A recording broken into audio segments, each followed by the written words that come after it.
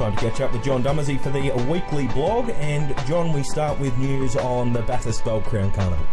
Yes, Greg, it starts tonight and starts in brilliant fashion with the Phillies heats, 5 heats of the Phillies, moves on to Saturday night, 6 heats of the Colton Geldings, of course culminates on Easter Saturday with all those rich finals. It's all gold in Bathurst over the Easter weekend. And then we go to Armidale on Easter Sunday. Easter Sunday, board member Rod Smith and I will be trekking up there by motor vehicle, a wonderful Lexus I hope.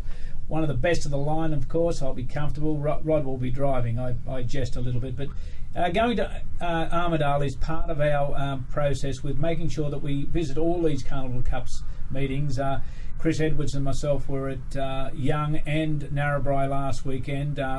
Most of the other staff visit these meetings, but it's about what harness racing is. The smaller clubs need to have be recognised and need to have our attention there. Grab us by the ear, talk to us about what their concerns are, and hopefully we can appease them in some way. But Armidale on Easter Sunday is another place to be.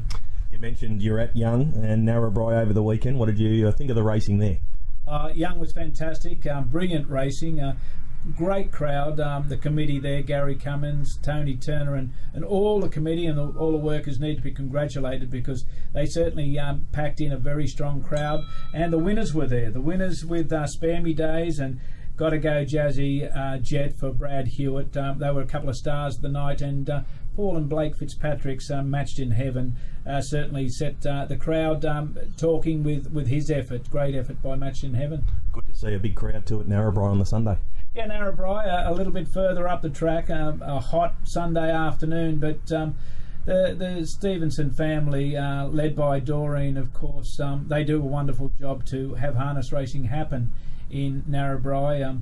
Hot, dusty day, of course, but plenty of winners. Plenty of people went home smiling, and it's about the community, and certainly the Narrabri community supported that meeting. And finally this week, developments around the state. Where are we at?